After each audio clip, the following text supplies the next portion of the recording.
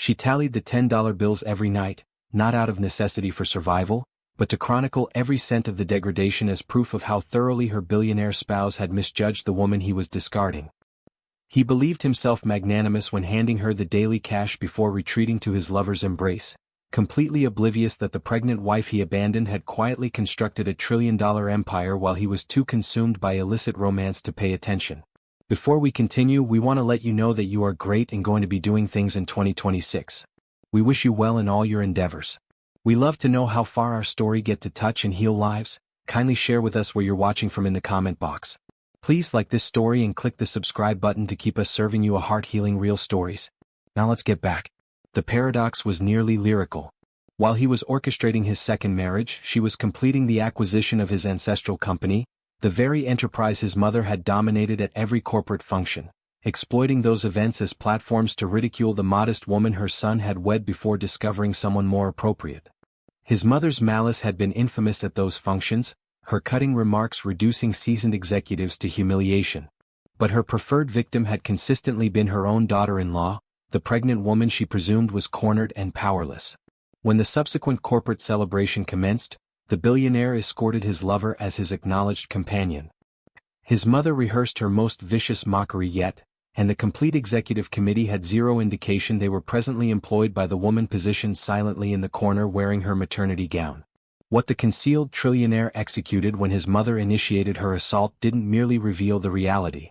It demolished the billionaire so completely that he would never rebuild, obliterated his mother's fundamental perspective, and left his lover staring at the man she'd captured and understanding she'd actually suffered defeat. Could a man who exchanged his expectant wife for $10 daily ever grasp the scale of his error?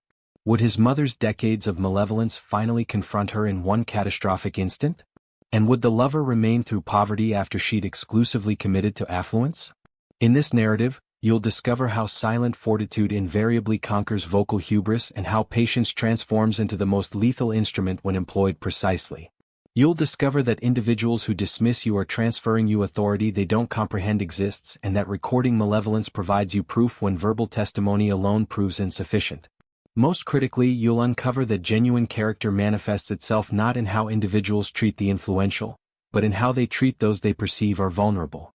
Sometimes the individual everyone disregards is genuinely the one possessing all the advantages, anticipating the optimal instant to demonstrate to the world what authentic authority resembles.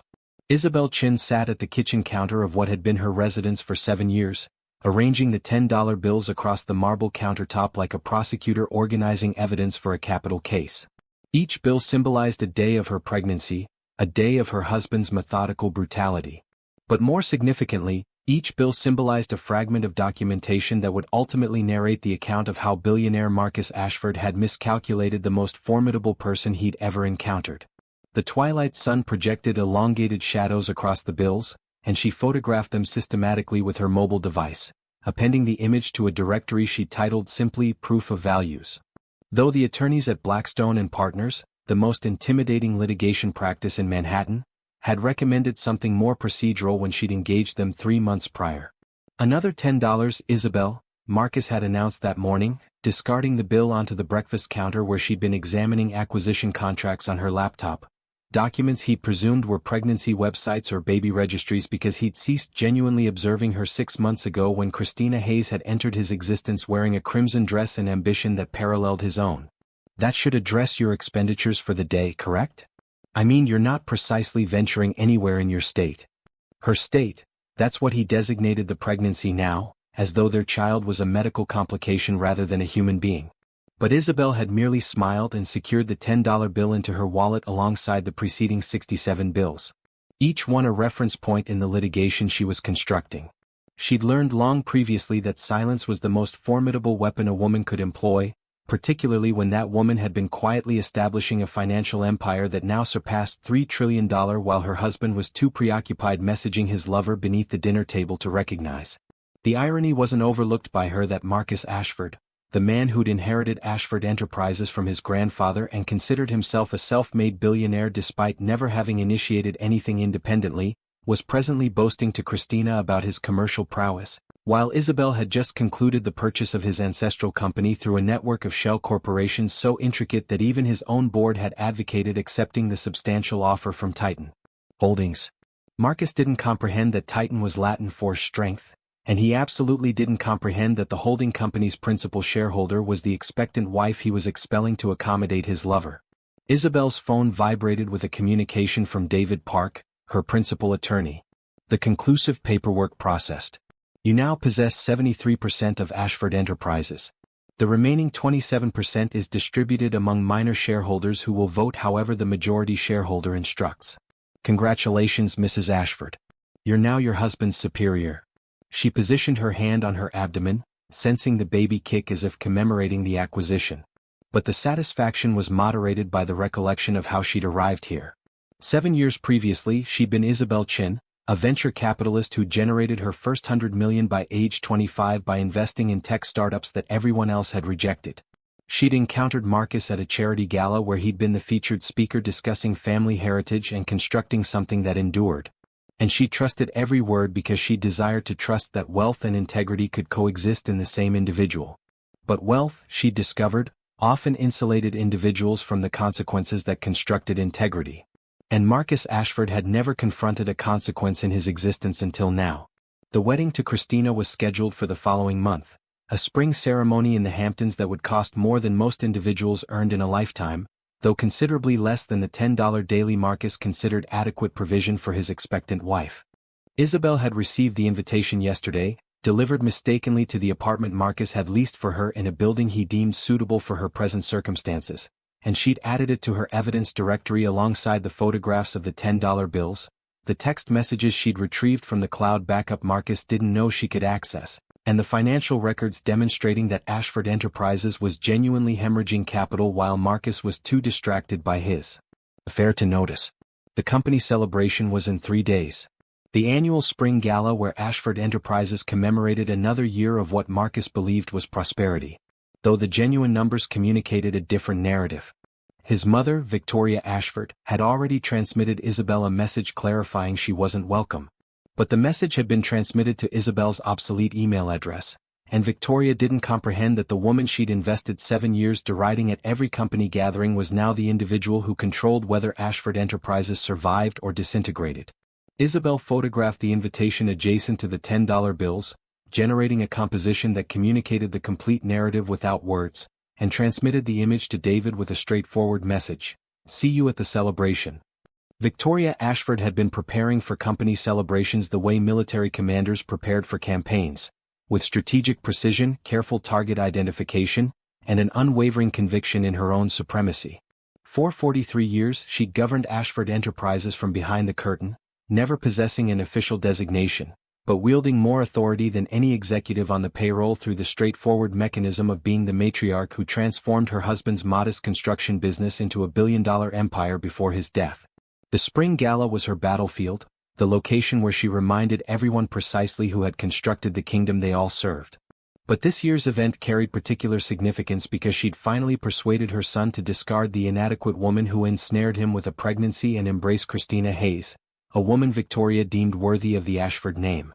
The caterers need to comprehend that we're anticipating 300 guests, not the customary 250, Victoria informed her assistant, examining the seating diagram in her penthouse office that overlooked the city her family had helped construct.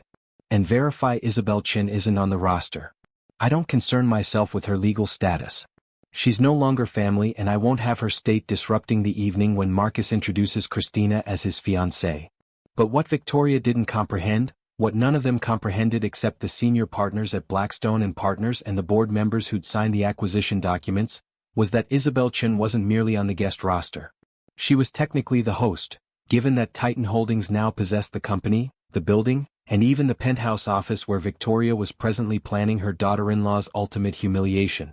Marcus Ashford sat in his corner office 3 floors beneath his mother's penthouse, examining the quarterly reports that should have alarmed him, but didn't because he'd learned to interpret adverse news as temporary obstacles rather than warning indicators of systemic failure.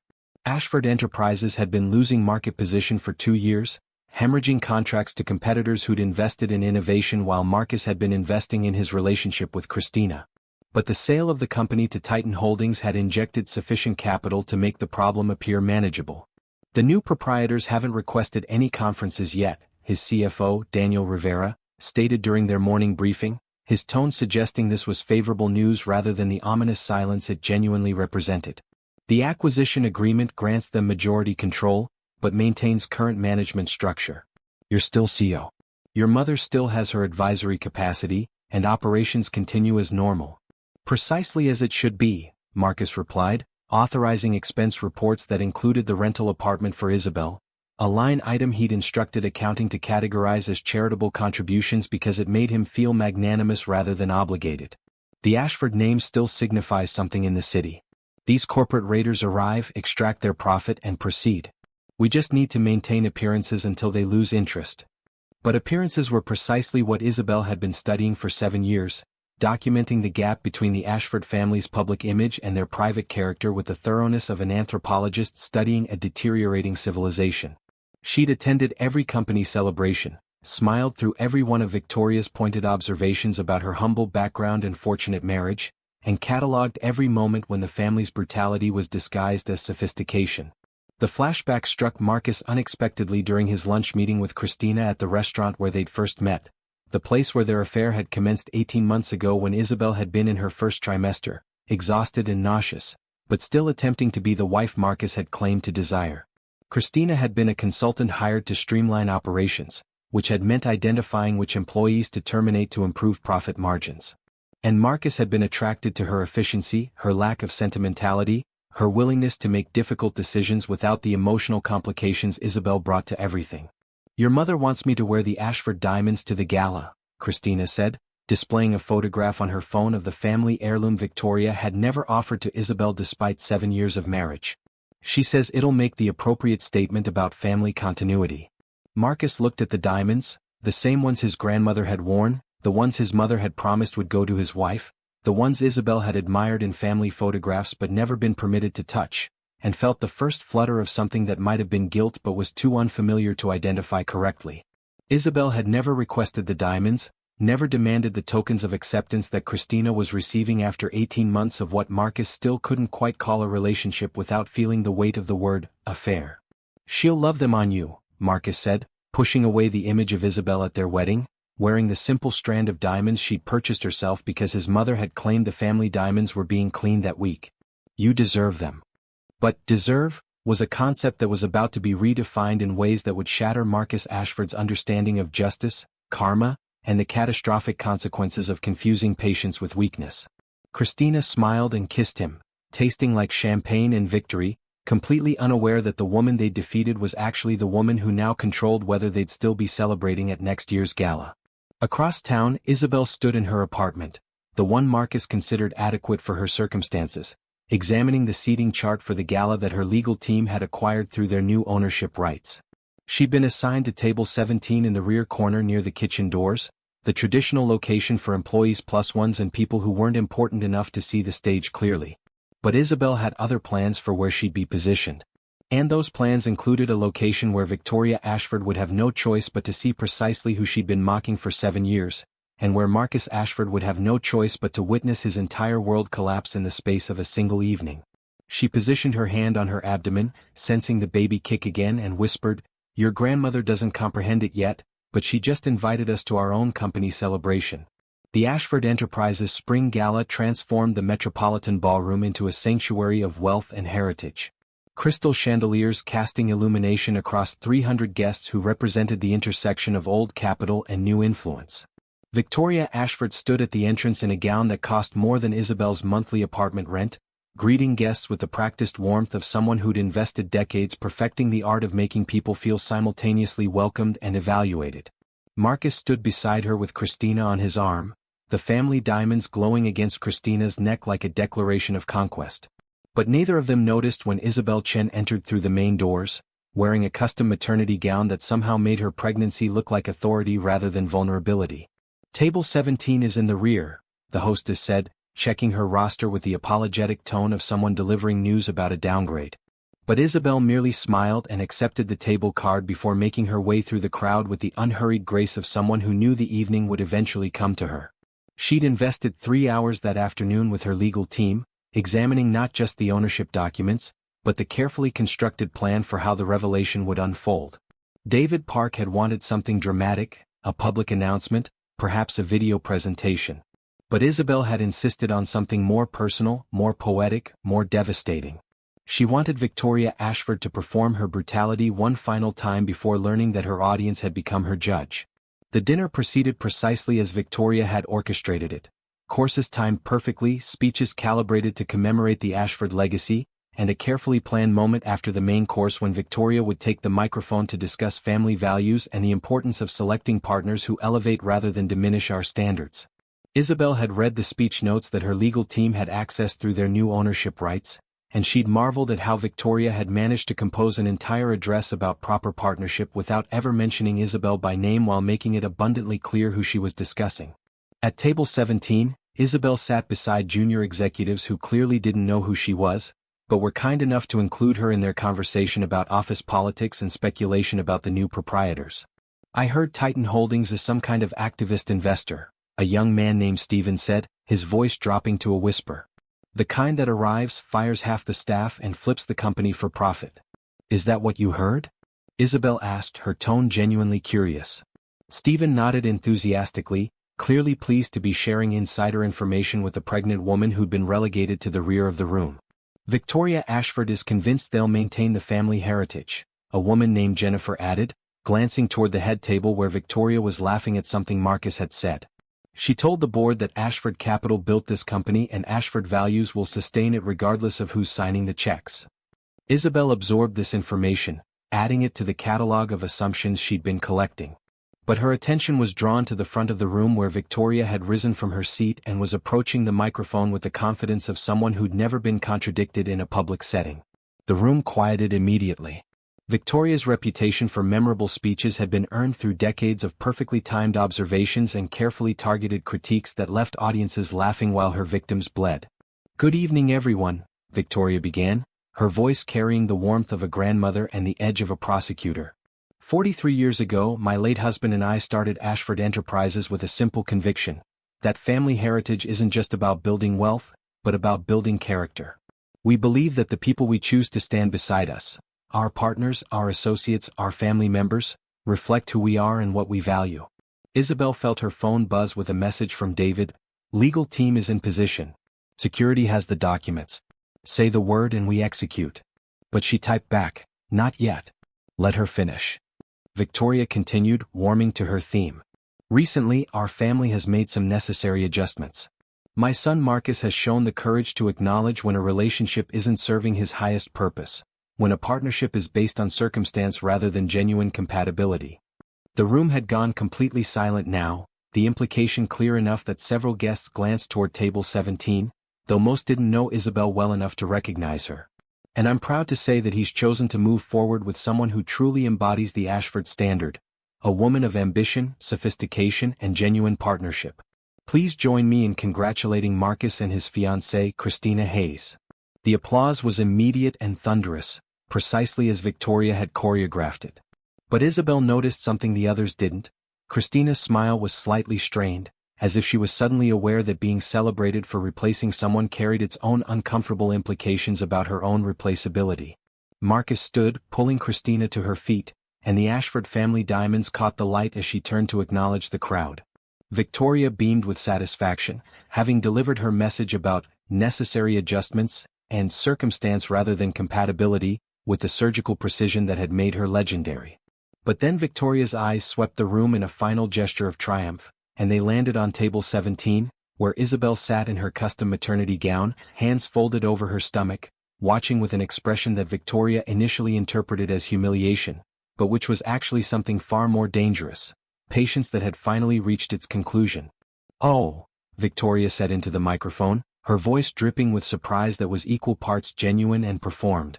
"I see we have an uninvited guest this evening. Isabel, dear, I thought I made it clear that this event was for current family members and employees in good standing. Your table is quite far from the family section. Are you lost, or did you simply not understand the seating arrangements?" The room's energy shifted immediately, 300 guests turning to locate the target of Victoria's attention, some gasping at the brutality, others leaning forward with the anticipation of witnesses to an execution. Marcus' face paled as he realized what his mother was doing. But Christina's expression revealed something else. The sudden awareness that being part of the Ashford family meant participating in its brutality, and that the woman wearing the family diamonds might someday be the woman in the rear of the room being humiliated. Isabel stood slowly, her hands still resting on her pregnant stomach. And when she spoke, her voice was quiet, but carried perfectly in the shocked silence. "I'm not lost, Victoria. I'm exactly where I need to be. But I think there's been some confusion about who belongs at the family table." The silence in the Metropolitan Ballroom was the kind that preceded either violence or revelation.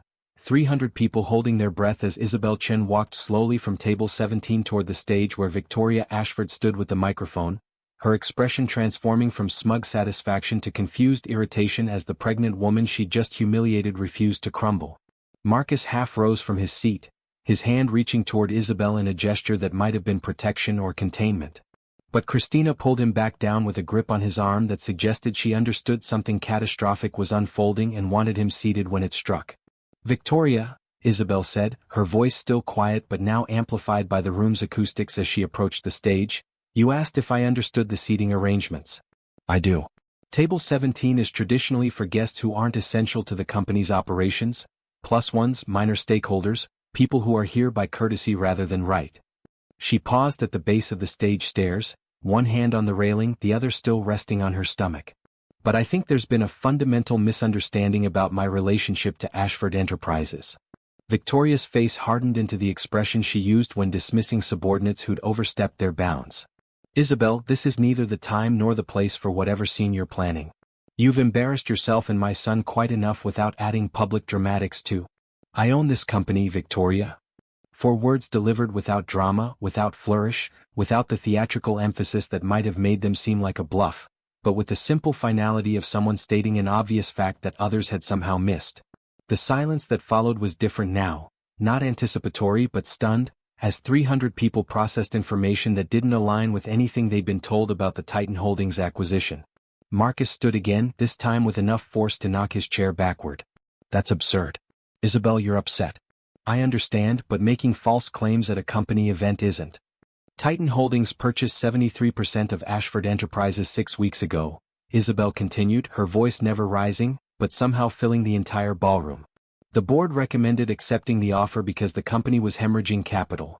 2 years of declining market position, failed expansions, and leadership too distracted by personal matters to notice the bleeding. Titan Holdings is a subsidiary of Chin Global Enterprises, which is the umbrella corporation for my venture capital portfolio. I am Titan Holdings. Marcus, I bought your family company while you were planning your wedding to Christina." David Park appeared at the ballroom's entrance with 3 associates, each carrying leather folders that Isabel recognized as the complete documentation of the acquisition. Every signature, every corporate filing, every proof that the woman Victoria had just mocked for not understanding seating arrangements was actually the person who determined whether Victoria would be sitting anywhere at all. Victoria's face had gone from red to white, the microphone trembling in her hand. "That's impossible. We vetted the buyers. We reviewed their credentials. Titan Holdings is a carefully structured corporate entity designed to allow me to purchase Ashford Enterprises without triggering the personal vendetta clauses your lawyers built into the company bylaws." Isabel finished climbing the stairs to the stage now, moving with the deliberate pace of someone who'd planned this moment for months and wouldn't be rushed through its execution. "You wrote those clauses 15 years ago, Victoria, after a business rival tried to buy the company out from under you. They prevent any individual or entity with demonstrated personal animosity toward the Ashford family from purchasing controlling shares. So I made sure that Titan Holdings had no obvious connection to Isabel Chen, the woman you've spent 7 years mocking at these celebrations." She reached the stage now, standing beside Victoria, and gestured to David, who approached with the primary folder. Isabel opened it, displaying the ownership documents with her signature clearly visible, and handed it to Victoria with the same gentle courtesy Victoria had used when telling Isabel she wasn't welcome at family events. "Every $10 bill Marcus gave me," Isabel said, her voice still measured but now carrying an edge that suggested the patience had fully transformed into power, "I documented. Every humiliation at these celebrations. Every dismissive comment about my humble background. Every time you told Marcus he'd married beneath himself. I recorded it all. Not for revenge, Victoria, but for evidence. Evidence of character." Evidence that would help me understand exactly who I was dealing with when I decided whether to save this company or let it collapse under the weight of your family's arrogance. Marcus had made it to the stage now, his face showing the dawning comprehension of someone watching their entire reality restructure itself. Isabel, if this is true, if you actually own the company, then why didn't you say something? Why let it get to this point? And here was the moment Isabel had been waiting for, the question that would let her explain not just what she'd done, but why she'd done it with such calculated precision. Because I needed to know, Marcus. I needed to know if the man who gave his pregnant wife $10 a day while planning a wedding to his lover was capable of recognizing what he'd lost. I needed to know if your mother would show mercy if she thought I was powerless, or if her brutality was fundamental to who she is. And I needed to know if Christina would stand by you when the wealth disappeared. She turned to face the ballroom, addressing all 300 guests who were now witnesses to a reversal that would be discussed in business schools and divorce proceedings for years to come. As of tomorrow morning, Ashford Enterprises will undergo restructuring. Victoria Ashford's advisory capacity is terminated immediately.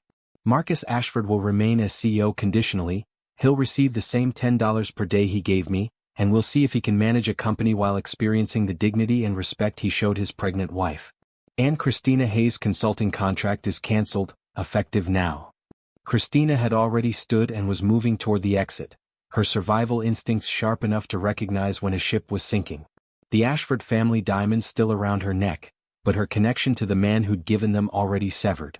Marcus watched her go with the expression of someone understanding for the first time that partnership based on ambition rather than character evaporates the moment the ambition can't be fed. But it was Victoria's face that revealed the true devastation. The shattering of a worldview built over 4 decades, the recognition that the woman she tormented had been strategically superior all along, and the crushing awareness that every moment of brutality had been observed, documented, and ultimately weaponized by someone playing a longer game than Victoria had imagined possible.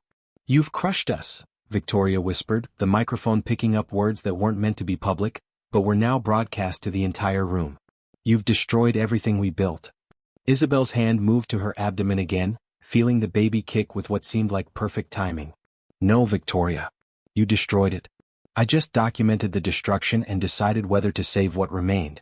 And I've decided that some legacies, the ones built on brutality and maintained through humiliation, deserve to end so better ones can begin."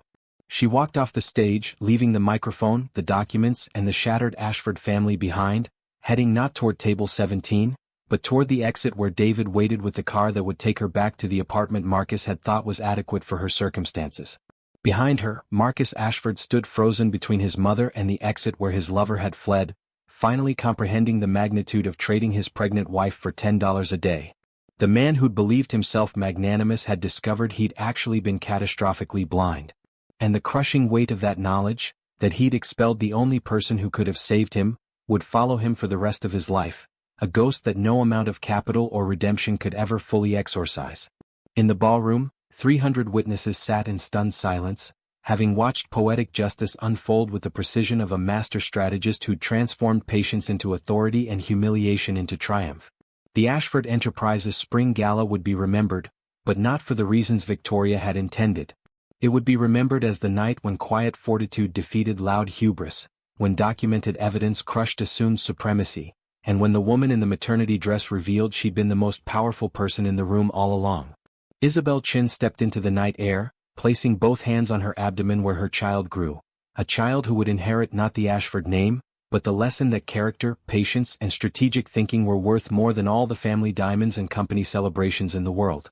The gala continued behind her, but without the family it was meant to celebrate, and with a new understanding that underestimating quiet people was the most expensive mistake wealth could buy. 6 months after the gala that ended the Ashford dynasty, Isabel Chin stood in the newly renovated headquarters of what was now officially Chin Ashford Industries, holding her 3-month-old daughter against her shoulder while reviewing the quarterly reports that showed the company's first profitable quarter in 3 years.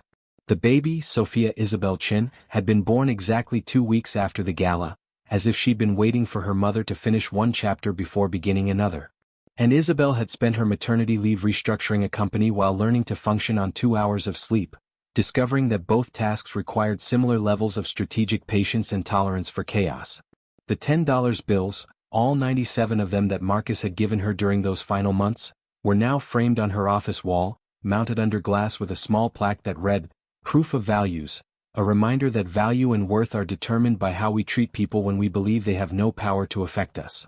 The frame had become something of a legend in business circles, featured in Forbes and Harvard Business Review articles about strategic patience and the long game of professional vindication. But for Isabel, it remained something more personal, a reminder that she'd been tested and had responded not with immediate retaliation, but with documented precision. Marcus Ashford worked 3 floors below her now, having accepted the conditional CEO position with the kind of humility that comes only from complete devastation. He earned his $10 per day for the first month. Isabel had been serious about that consequence, but had eventually been restored to a modest salary once he demonstrated genuine change in how he treated every employee, from custodial staff to senior executives. He would never be wealthy again in the way he'd once been, the divorce settlement having been particularly ungenerous given the documentation of his affair and abandonment. But Isabel had noticed something unexpected. He seemed lighter now, as if the weight of pretending to be magnanimous while being cruel had been heavier than the burden of actually becoming the person he'd once claimed to be. Christina Hayes had moved to California and married a tech entrepreneur. The Ashford family diamonds returned via registered mail with no note attached.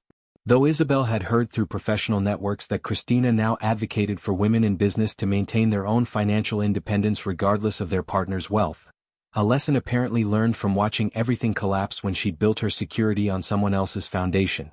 Victoria Ashford had disappeared from public life entirely, the woman who'd spent 4 decades as a social architect now living in a modest condo in Florida, her legendary brutality finally silenced by the recognition that the weapons she'd used against others had ultimately destroyed only herself.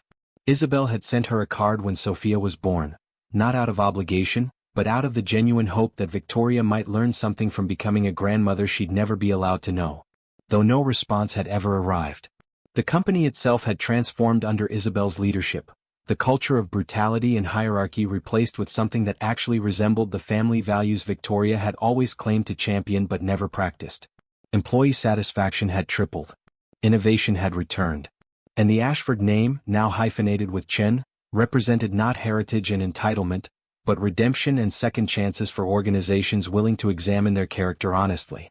Isabel stood at her office window, Sophia sleeping against her shoulder, looking out at the city where she'd been dismissed as a woman who'd ensnared a billionaire with pregnancy, but had actually been a trillionaire documenting evidence for the case that would change her life.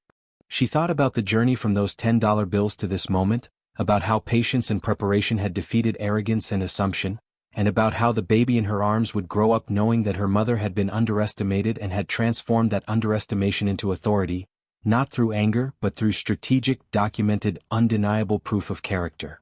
On her desk sat a letter from Marcus, the 47th he'd written since the gala, none of which asked for forgiveness because he'd finally learned that forgiveness wasn't something he could demand or deserve, but all of which documented his attempt to become someone worthy of his daughter's future respect, if not his ex-wife's current mercy. Isabel hadn't responded to most of them, but she kept them in a folder labeled Evidence of Growth, because she'd learned that documentation worked both ways.